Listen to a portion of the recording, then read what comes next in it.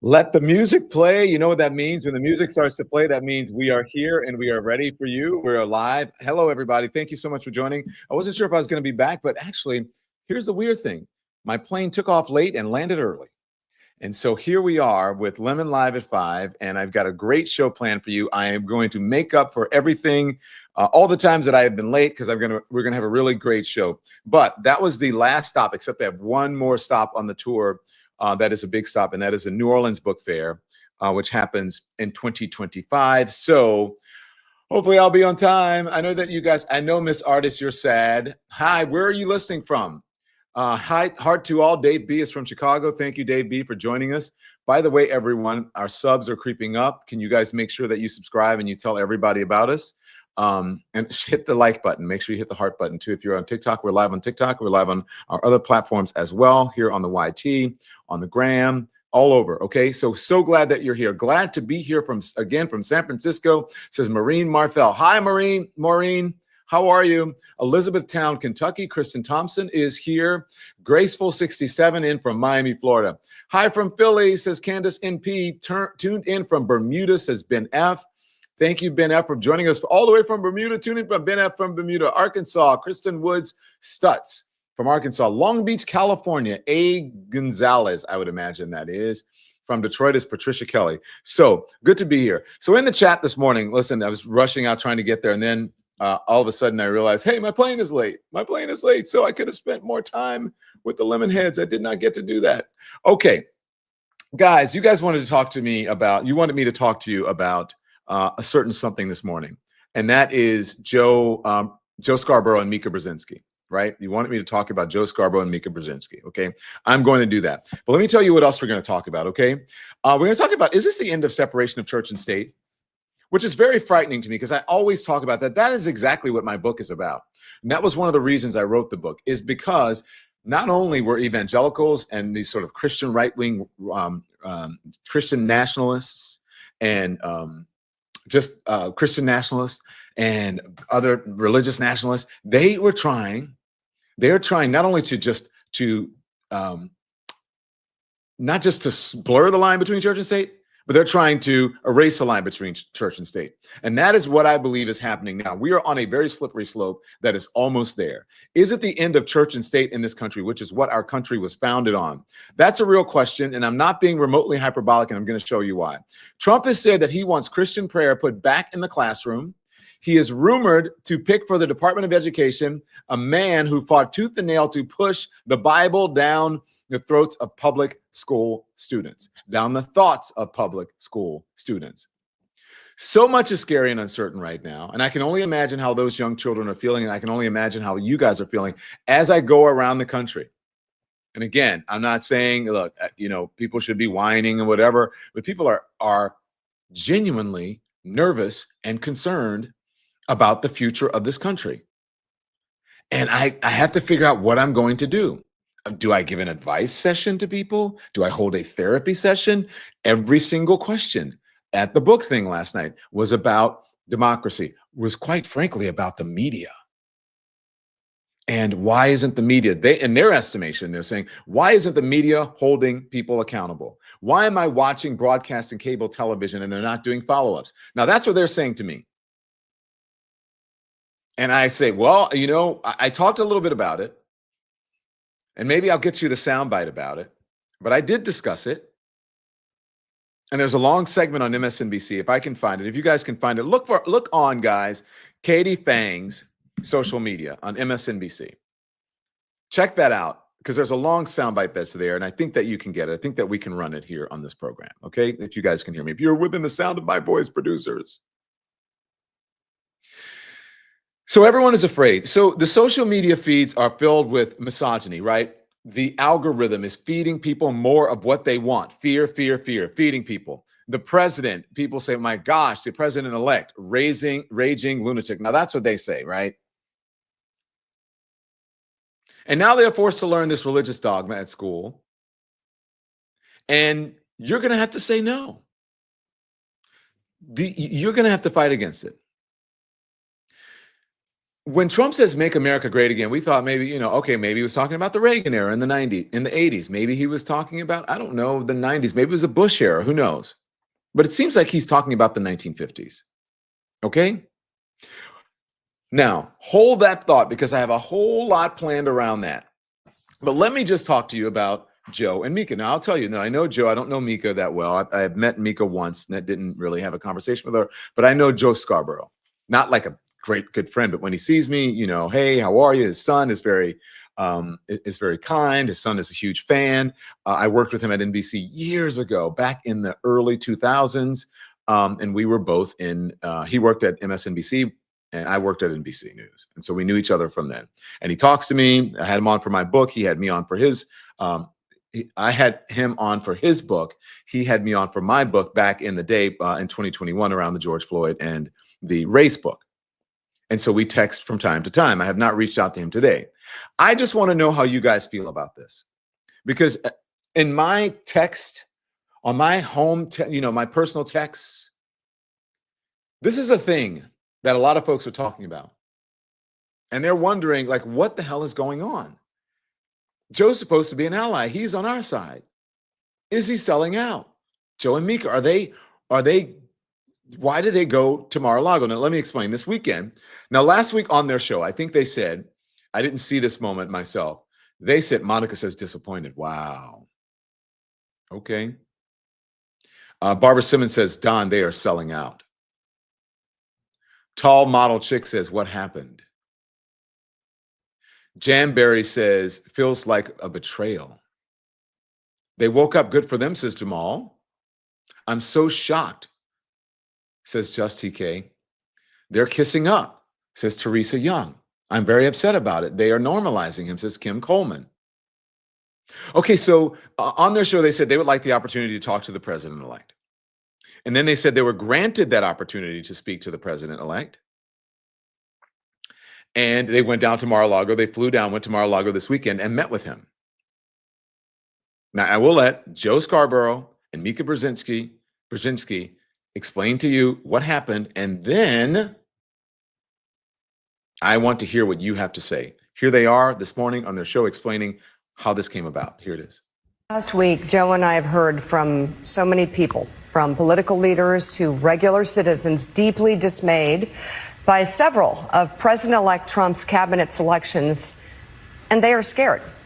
Last Thursday, we expressed our own concerns on this broadcast and even said we would appreciate the opportunity to speak with the president-elect himself. On Friday, we were given the opportunity to do just that. Joe and I went to Mar-a-Lago to meet personally with President-elect Trump. It was the first time we have seen him in 7 years. Now, we talked about a lot of issues, including abortion, mass deportation, threats of political retribution against political opponents and media outlets. We talked about that a good bit. And it's going to come as no surprise to anybody who watches this show, has watched it over the past year or over the past decade, that we didn't see eye to eye on a lot of issues, and we told him so. What we did agree on was to restart communications. My father often spoke with world leaders with whom he and the United States profoundly disagreed. That's a task shared by reporters and commentators alike. We had not spoken to President Trump since March of 2020, other than a personal call Joe made to Trump on the morning after the attempt on his life in Butler, Pennsylvania. In this meeting, President Trump was cheerful, he was upbeat, he seemed interested in finding common ground with Democrats on some of the most divisive issues. And for those asking why we would go speak to the president-elect during such fraught times, especially between us, I guess I would ask back, why wouldn't we? Okay, pause it, please. 5 years of political. So before I continue, she said, for those who are asking why, are you asking why? I want you to hear what she has to say, but I wonder if you believe that there's any reason why. Now, I see as a journalist, you have to cover someone. He is the president-elect, and he's going to be the sitting president for the next 4 years, barring anything. He's going to be the president for the next 4 years.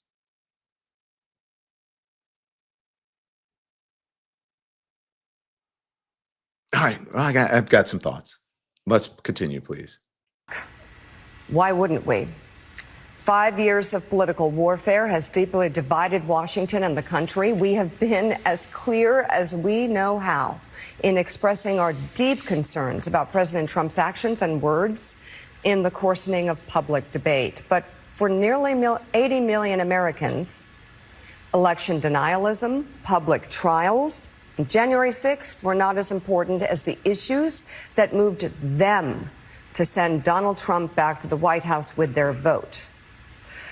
Joe and I realize it's time to do something different. And that starts with not only talking about Donald Trump, but also talking with him. Okay. What do you think? I genuinely want to know what you think, because I have my own thoughts about it. And would you? Know your enemy, says Norman Sowers. That is one of my thoughts. Let him come to the studio. You going to Mar-a-Lago is suspect, says Renisha Nini. Thank you for that. Camille says, again, where's the video? I would like to see their interactions, their conversations. Rachel P. says, imagine them getting lots of details because Trump thinks that they are on his side, looking for nuggets. Bernie C. says, another platform says, my X feed is clobbering them. TXDFW says she knows she's lying. I'm not going to say what someone said. Don, would you cover someone back in the 30s? You guys can imagine who that is. I would probably cover them, but I would not offer them. I don't know if I would offer that person the opportunity to sit down with them. I would offer them the opportunity to do an interview. I'm not sure if I would go sit in that person's presence. But hey, you do you. I'm not saying it's bad. Look, Sat T says, bye, Joe, bye, Mika. Not good, says Ron Green. They are wrong, says Kim Coleman. AJ here, 123 says, in the words of Kendrick Lamar, they not like us. Stop watching BS corporate media. Mama B, sell out. They need ratings, says Culture. So Mika explained why there. And then Joe Scarboro went into further explanation. Here he is. Somebody close to Donald Trump told me this past weekend, this is a president who's not seeking re-election, so maybe, just maybe, now could be the time for both parties to get to work. And I know, given the jarring headlines that we read every day, that may seem like a stretch, but think about this. Of the 150 million votes cast, Donald Trump got 50%. Kamala Harris got about 49%. So I don't know. Seems to make sense for leaders of both parties to seek common ground, if it's possible at all. And I will tell you, a lot of Democratic leaders we've talked to this past week, since the election, have told Mika and me it's time for a new approach. And when I say top Democrats, I mean top Democrats. They said, we're open, and this was before we talked to Donald Trump. They said, listen, we're open to working with the incoming president if the incoming president is open to working with us. Yeah, the question is, though, how do we get there? Hyperbole and personal attacks will not work. My hair on fire doesn't work. We've all seen that. What also does not work is threatening political opponents with arrest, harassment, and even jail. That is a failed path. Recent history has proven that impeachments and trials turn those on trial into political martyrs and only make them more popular with the American people. Just ask Bill Clinton, and Donald Trump. We know this will be a consequential presidency. The question is whether it will be constructive. Okay. It will take a new approach. Let it go a little bit. I'm sorry, Andy. Go ahead. From all sides, from both parties, and a leader who can bring them together. And only time will tell if Donald Trump is that leader. As for us, we also let him know that we will continue to speak truth to power and push back hard when called for, as we have with all presidents. Okay. Don't be mistaken. Okay, so that big lag there, obviously, usually Joe is and Mika, they're more off the cuff. I know, you can tell. And so they were reading that. I think that was prepared for them. Here's what I'm hearing from folks in the business, okay? Folks in the business believe that this was sort of a hostage video and that this was a hostage. This was sort of, hey, you need to go and take care of this. Because they are concerned about working with the incoming administration. They're concerned about their corporate company, Comcast, that they want to do business with this administration. And Joe and Mika have been some of the most outspoken critics at the network of the president-elect, and they're worried. Now, again, that is what I'm hearing from folks I know in the business. That's what they're saying. I'm not saying that that's what's happening. I don't think that they are too far off on that. So they believe that this was a corporate move. Hey, Joe and Mika, we got to talk to you. This person is the most powerful person going to be in the world. He's going to install an FCC chair who wrote the FCC portion of Project 2025. The FCC is in charge, has an influence, even legally, over what we put on the air and our licensing. And this administration can, if we have to do business with, perhaps there is a merger, there's an acquisition, there's something, and they're not going to look favorable upon that. And they can stop it, or at least put pressure on it to stop it, or stop it. And I know this has happened, quite frankly, because I was at CNN at the time when AT&T bought it, and Donald Trump tried to stop it. He stood in the way. He held it up. It took longer because Donald Trump was president. He did not like CNN holding him to account, and he wanted the folks over at AT&T to put the kibosh on some of us and some of the things, allegedly. Sunny Hostin has a few words for both of them from over at The View. My friend, here she is. We're so similar, Sunny. Yeah. The bottom line is that America needs a free press that is willing to speak truth to power right now, more than ever.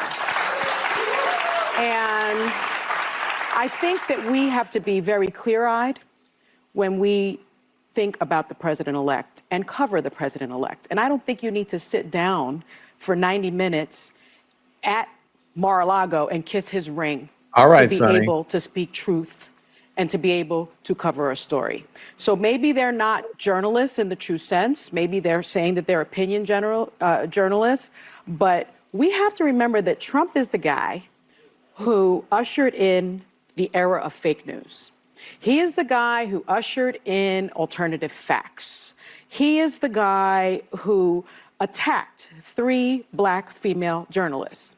He's the guy that revoked Jim Acosta's press credentials for asking him a question.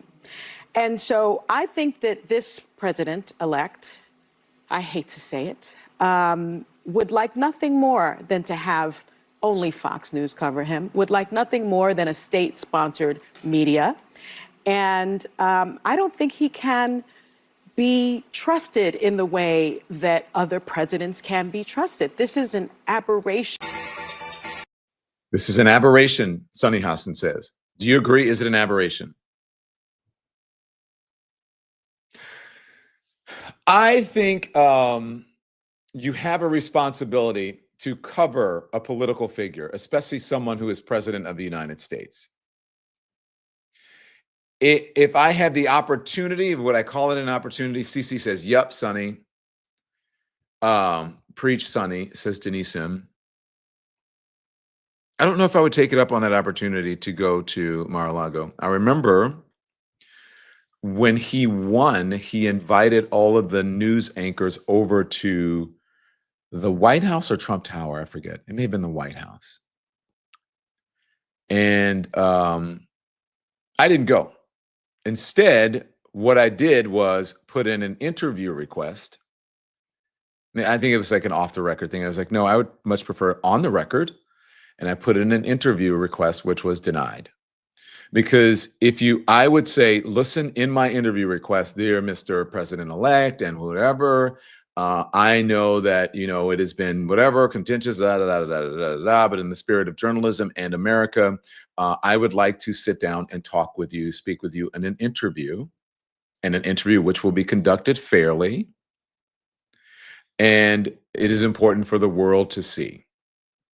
So I think that I would do it that way. And if you would like to reach out to me to speak to me, or anyone in your administration or your representatives, I am more than willing 100% to talk to you. But I didn't then want to go to some off the record thing so I could be scolded. And then he gets to set the narrative and his people, the media came over and they groveled, blah, blah, blah, blah, when it's supposed to be off the record, right? And so here, look what happened now. This is what Ron Filipowski is reporting here, or at least from Fox News, that Trump tells Fox News about his meeting with Joe and Mika. Trump added that they congratulated me on running a great and flawless campaign, one for the history books, which I really believe it was, but it was also a campaign where I worked long and hard, perhaps longer and harder than any presidential candidate in history. And then he goes on to talk about it. So then he uses them as a news point, like as a talking point. So that's the thing. I would rather, if you're going to do that, Mr. President-elect, let's do it in full transparency so that the American people can see it. You feel me? You feel me, TikTok? You feel me, YT? You feel me, whatever platform is listening? And that way it's all out in the open as you hit those hearts and likes and subscribe. That way it's all out in the open and it's transparent for the American people. And I can't, as you say, if you believe I lie about you, him saying that. Or if he believes Joe and Mika lies about him, then you can, there it is. There's a tape. We did not edit it. I would tell him, we're not editing it. We're going to run it in its entirety. But I want it to be fully transparent. I don't want it off the record. I don't want it behind the scenes, because that's what the American people don't trust right now. They already think that the media is in on it, especially the corporate media. So let's just be transparent and do it. Am I wrong? Am I wrong? I don't think so. Quickly to some of your comments, and then we'll move on to another subject that I said. Yeah, bullseye. He played them, says 9Ray to you. I don't know if he played them, but I'm just saying that's how I would do it. Michelle Rogers says, that's why you don't go to him. Mia Price says, I wouldn't trust the water in Mar-a-Lago, much less the food or drink. Okay, that's another one. Drew Fall says, do not go, Lemon. He's not going to talk to you. No, of course he's not going to talk to me. He's not even going to invite me. So there you go. I'm not talking about this time. This was years ago. This was when he invited all the news anchors during his first term, and I said no. But we put in a little interview request, which was denied, which we thought would happen. But you never know. No, you're not wrong, says Norma Merrick. Thank you, Norma. Now, so thank you for that. And because I had been thinking about that all day. You guys want to talk about it. Remember, we had a sort of truncated show earlier today because I had to hop a plane, and here I am. I've been everywhere, man. I've been everywhere. Okay, let's talk about the separation of church and state, which is what we planned to talk to you about. We said we were going to, but then we got stuck there. Okay. So there is someone who is who wants to erase the line between separation of church and state, and he wants to start in the schools. Donald Trump won the 2024 presidential election, but the idea that he has a broad mandate to do whatever he wants is pretty dubious, given that as of Monday, he didn't even crack 50% of the popular vote, okay? This is the truth. So it was said, California's still counting votes, whatever. Other folks are still counting votes.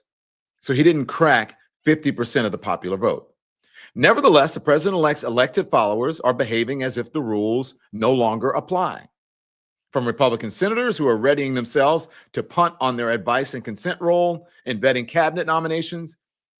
By the way, there's this thing going on between Mitch McConnell and the Trump folks, because Mitch McConnell says there will be no recess appointments, and the Trump folks are like, oh yeah, you watch. So let's see how that ends. So for their role in vetting cabinet nominations to Oklahoma, Ryan Walters, the superintendent Ryan Walters, ordering the state's schools to play students a bizarre video of himself railing against the radical left and praying for Trump. President Trump has a clear mandate, Walters told CNN on Monday. When asked what gives him authority to order the video, he wants prayer back in school. He wants radical leftism out of the classroom. He wants our kids to be patriotic. He wants parents back in charge with school choice. We're enacting upon that agenda here in Oklahoma.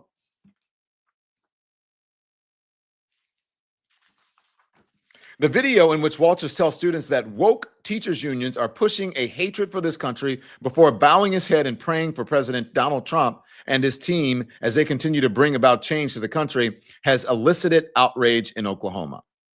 Walters offered a terrifying thought when Brown pointed out that Oklahoma ranks 48th in the nation in education.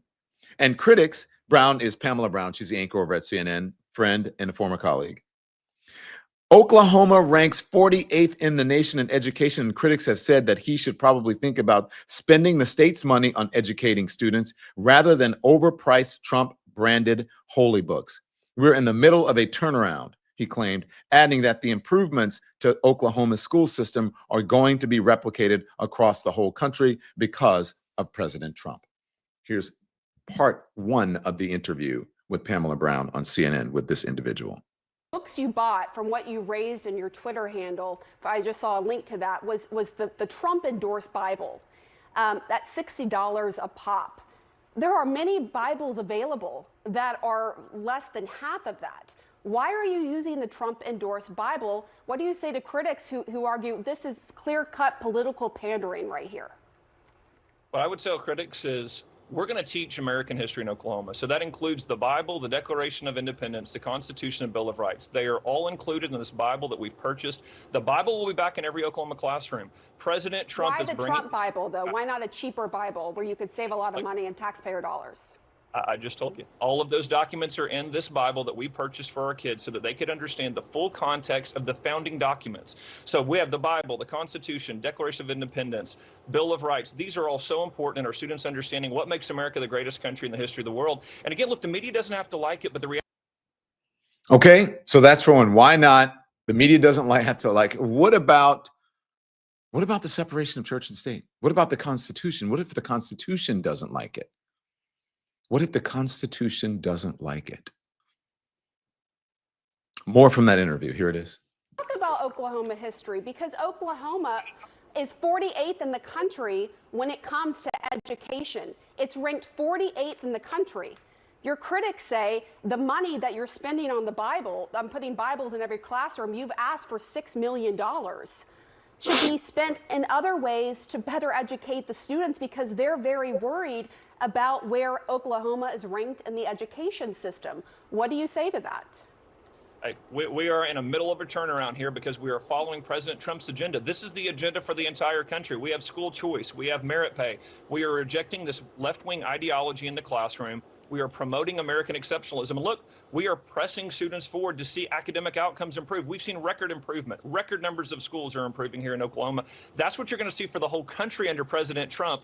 And again, you continue to see critics. Yeah, they act like I'm controversial because I'm creating change in a status quo system that has failed kids and failed parents.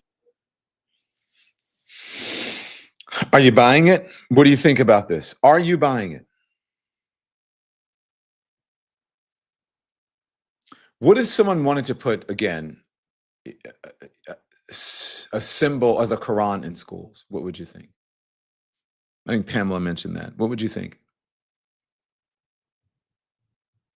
Or the Torah or any other religious text? What would you think? What if people wanted to say the prayer? That was the whole reason that we don't have that we don't mix church and state. That's the whole reason. I think we have the video. Is the next video? We have 3 videos. Is that him actually doing? Let's see what the next video is. I think it's him actually saying the prayer. We've also Oklahoma. seen patriotism There he is. mocked That's the prayer. This is and the video. hatred for this country pushed by woke teachers unions. We will not tolerate that in any school in Oklahoma. We want our students to be patriotic. We want our students to love this country. And we want all students' religious liberty to be protected. I will now say a prayer. And to be clear, students, you don't have to join. But if you so wish, I'm going to go ahead and pray. Dear God, thank you for all the blessings you've given our country. I pray for our leaders to make the right decisions. I pray in particular for President Donald Trump and his team as they continue to bring about change to the country. I pray for our parents, teachers, and kids that they get the best education possible and live high quality lives.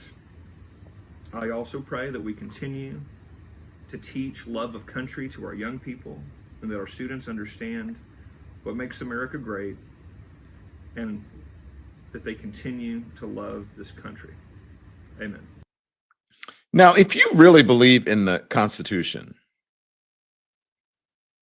then you don't believe in that bullshit that any of that he just said. If you are actually a believer and you believe in the word, you don't believe that. You don't believe, look, you can pray, but you should know that you should not be doing this in school. No, let me tell you, that happened every day in my school. You want to know why? Because I went to a Catholic school and my parents paid for me to have a Catholic education, which included God in my education. One of my siblings, 2 of them, 1.1 did not go to Catholic school. They went to public schools. They did not have prayer in schools.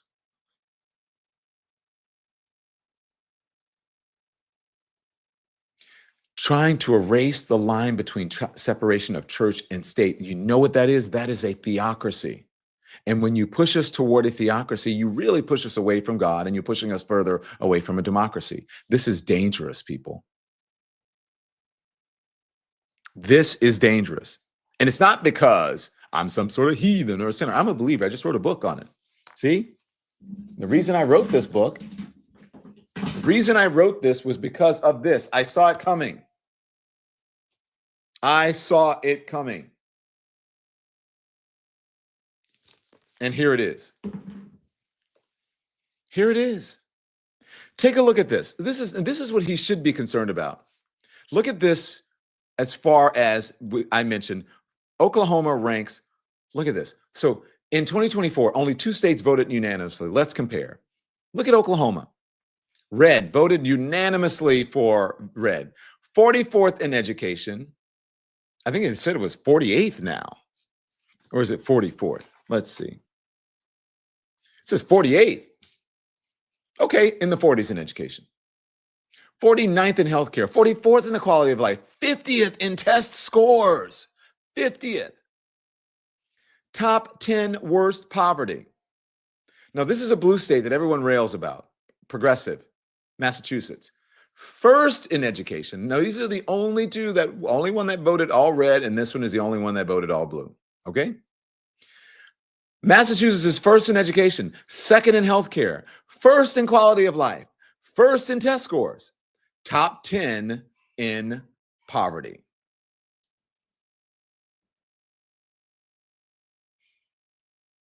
What does that tell you? That we have a problem. And the problem is not prayer in schools.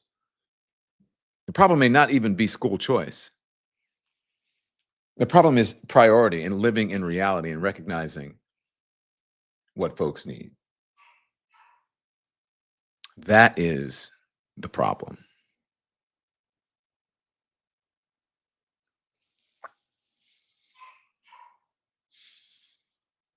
This is also a problem. Conservative influencer, and he's a kid. When we told you about the manosphere and everyone is becoming really, really, that young men are leaning into that sort of right-wing brosphere, the podcast and the streamers and the influencers. Take a look at this. It says all sex that doesn't lead to kids is gay sex. Watch. Birth control, nothing, because I'm not going to have gay sex. And like gay sex is more than just like another man and a man. It's just like the idea of looking at sex as such a materialistic thing and just like, oh, well, like we just have an orgasm and that's fun or whatever. No, like, dude, sex is about having children. It's about having babies. Like you pump yourself full of birth control and then you have sex with your wife and like there's no purpose there except just pleasure. That's the only purpose. Should people pleasure. who are born like infertile have sex? It depends. Listen, I am pro like people committing to celibacy for the rest of their life. I am pro like that. And if that was something that they couldn't have babies, I believe that they should have that choice there. Well, they have the choice. Yeah. But I'm saying, is that what you believe is correct? Infertile people, no sex for you. I think that it's crazy. Infertile people I don't see anybody really saying that, hey, I'm infertile, so I'm going to be celibate for the rest of my life. I'm not going to touch sex. I'm not going to have sex. You think it's crazy people don't say that? Yeah. Wow. So there you go. And where are they learning that from? From people who are it's their interpretation. I always tell you that those religious texts in the Bible, it's all about interpretation, and that is what he's thinking. And all of a sudden now, this is gay sex. If you are having sex, no matter if you're heterosexual or not, and you're not procreating. And then he was asked, well, what if, again, what if someone did not have someone is infertile? Okay, then you should embrace celibacy.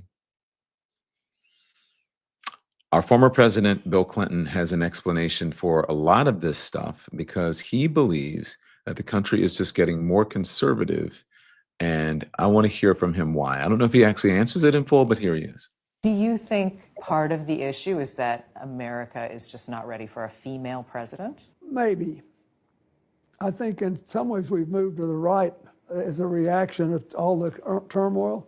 I think if Hillary had been nominated in 2008, she would have walked in just like Obama did. Has the country changed? Well, I think all these cultural battles we're fighting make it harder in some ways for a woman to win. So you think it has more to do with party than gender? No. Although I think it would probably be easier for a conservative Republican woman to win than a Democrat woman. Because, I mean, that's what Maggie Thatcher did. But I still think we'll have a female president pretty soon. You do? I do. How soon? Within your lifetime? Well, oh yeah. Well, I don't know how long I'm going to live. You're asking an old man that question. I hope I'm around for the next time, but now it's President Trump's turn in the barrel. It depends on what he does and how it plays. So that's the former president, Bill Clinton. Look, guys, so where I started with Joe and Mika, perhaps there's a difference that can be made by, going to Mar-a-Lago. I don't know, and sitting down, but I think the real difference will be made if it's transparent, if you do it on the air.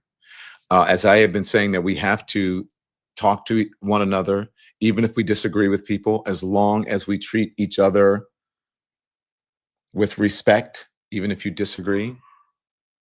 I love hearing from people from all different backgrounds, especially those who disagree with me. Especially those who disagree with me. We can't be in a bubble. And just because you speak with people and you try to have some common ground at least, doesn't mean that your principles or your morals or any of that stuff changes. It just means that, hey, you're trying to have an open mind and an open heart. Doesn't even mean that you have to be friends with them, but just talk to people sometimes. And get it out there. If you're joining us on TikTok, make sure you hit the hearts. Make sure you follow us on our social media. Make sure you come over to our YT channel, which we're live right now, and your comments will go up. The comments go up live on the screen. We're live every day, 10 a.m. and 5 p.m. Eastern time. Usually, there's going to be a change. Don't get nervous about that, but we'll tell you, okay? So listen, that is it. That's all I have planned for you right now. I wish I could leave you on a happy note, but at least folks like the former president, Bill Clinton, he has lived through that. I lived through it during Reagan. When Reagan was elected, there was one red state, and that was Minnesota. Now that was a landslide. What happened, a couple Tuesdays ago on November 5th was not a landslide. overwhelmingly won, but not a landslide. What happened during Ronald Reagan was a landslide. That was a red wave. That was a red wave. So make sure you hit the like, the thumbs up on the way out. Again, subscribe to our stuff. We are growing. I'm so happy you're helping me to grow the Lemon Nation. You're helping me to grow the Lemonhead group. I appreciate you joining. And if you want to know just about all this stuff that I have been talking about this, getting rid of the church and state, the separation of church and state, all you got to do is pick this up, because that's what I talk about in this book, and the dangerous about we're going into a theocracy if this continues. Do you want to live in a theocracy? A place that's no longer a democracy? I don't believe that you do. I'll see you tomorrow morning. Thanks for joining. Thanks for watching, everyone. Make sure you hit the like button. It helps us with the algorithm. And also, we'd love for you to become a subscriber. So hit that button too. We're live every day at 10 a.m. Eastern Time and 5 p.m. Eastern, so there's plenty of content for you to check out.